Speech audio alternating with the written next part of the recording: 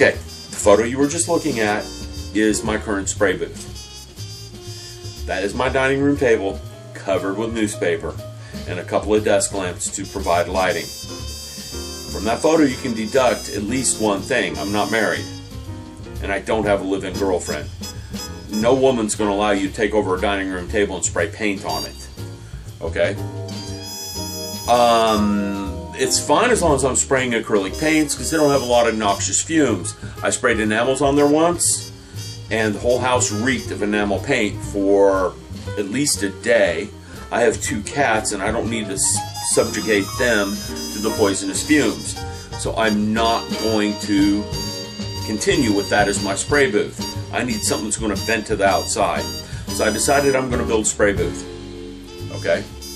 Now this video is kind of a little after the fact because I'm almost done building the spray booth. That will become evident in a few minutes when I get to that part of the discussion.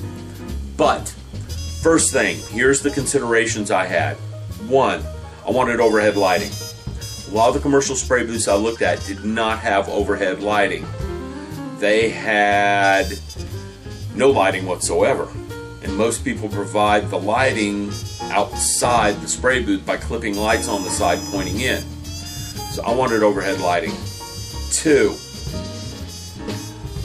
I wanted pegboard on the back of it. The reason for pegboard is 1, it's pretty easy to get hold of. 2, there's already a wide assortment of things that plug into pegboard.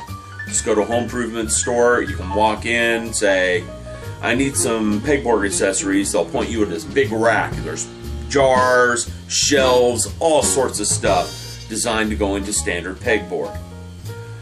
I want some of the pegboard tools to have alligator clips on the end of them so I can clip parts to them, hang them on the back of the spray booth, and paint them. And it leaves the floor of the spray booth open for working with something else. So I can get a lot of different things in there when I'm spraying it. A lot of photos I see on some of these websites, say Scale Model Addict, are people are using big chunks of styrofoam with sticks sticking out of them everywhere and little alligator clips holding the parts down. Okay, nothing wrong with that. I'm sure that works great. In fact, I'll probably get some of that for my spray booth. But I also want to be able to hang them on the back wall. 3rd, filter media. Most commercial spray booths have proprietary media and you have to buy the filters from them. Just a reoccurring cost. I don't blame them for that because that way once I sell a booth, they're also selling things to you down the road. Okay? I want to use a standard household furnace filter. That way I can go to a home improvement store and just buy it. I decided I'm going to use the same size as what I have in the house currently. That's a 25 by 25 inch filter. Now in centimeters, that is probably around 56 to 58 centimeters. I'm doing a rough calculation in my head. No proof, no guarantee that's correct. That's probably about 56 to 58 centimeters. That's a large filter. It's going to make a fairly large spray booth. Okay?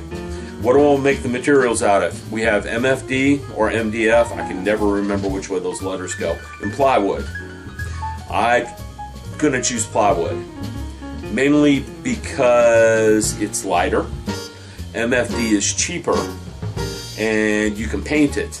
And it'll look pretty good painted. Plywood, if you sand it enough, you can paint it. Sand it enough and seal it, you can paint it. There's some extra steps in there to get plywood to look the same as MFD painted. But it's lighter, and that was my main consideration. This is probably going to be a fairly good sized spray booth, and I didn't want to have it weighing 200, 300 pounds. Okay? So I'm going to go with plywood, 1/2 inch plywood. I've already went and, this thing's almost completely built right now. I just want to outline my design and my thought process on it and make this the first video. I went to the home improvement store, priced plywood, priced MFD or MDF. The MDF was almost $10 US cheaper per sheet than the particle board was. But again, like I said, the particle board was heavy. And I didn't want to deal with the weight. So I spent the extra money and got plywood. It's cabinet grade plywood, birch faced. So it's going to look pretty nice. Okay, next consideration is moving air through the spray booth. And this is why I'm saying I've already kind of built the thing. I made a mistake here. I'm going to admit it.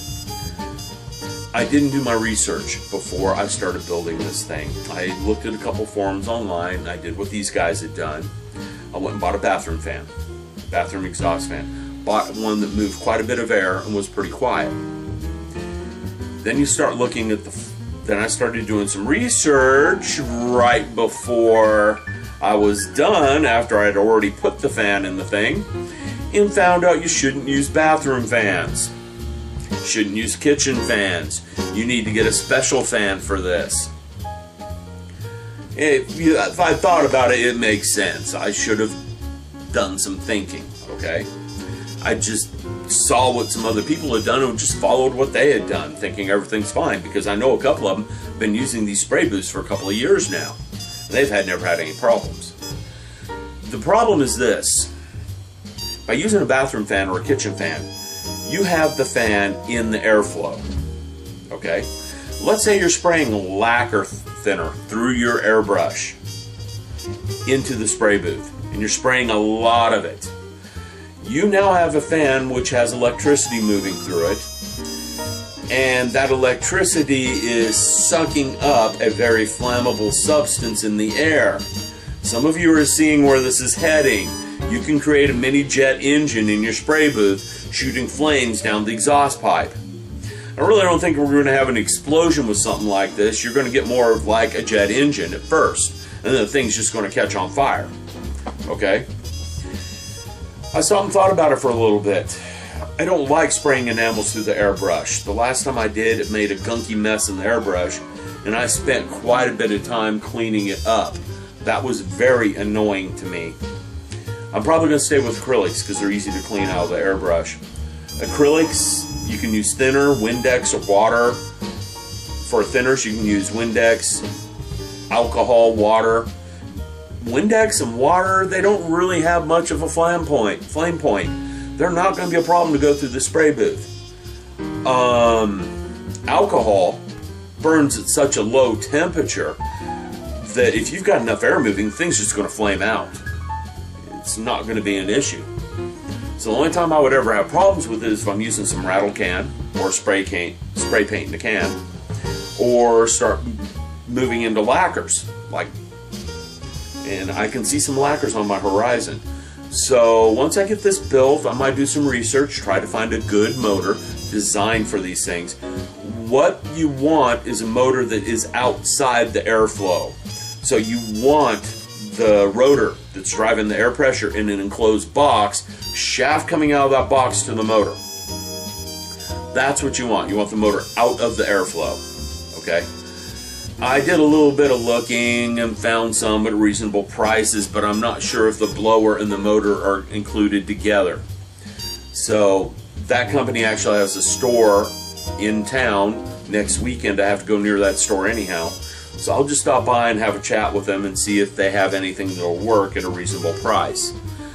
Then I can replace that motor with something like I should have instead of what I have now. Again, what I have now is going to work fine because I don't plan on spraying anything noxious through it. Rattle can I can take outside. I don't like using rattle cans anyhow. So I'm probably going to stick with acrylic paints, and again, with an acrylic paint, you're never going to have the nasty fumes that could cause an issue. Okay?